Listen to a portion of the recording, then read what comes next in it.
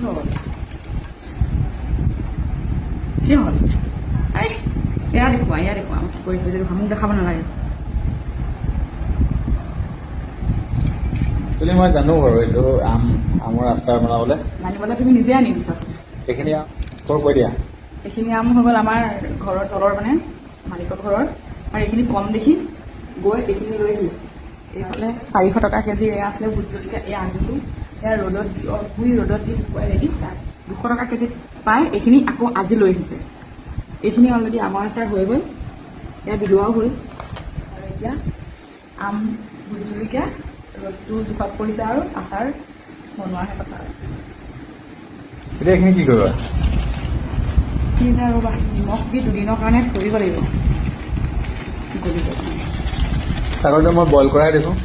Boil কৰিব পাৰি, এনেকৈও পাৰি। এনেকৈ কৰিলে অলপ কটাচককৈ চুবাবলৈ ভাল লাগে। এইখিনি বইল কৰি দিম।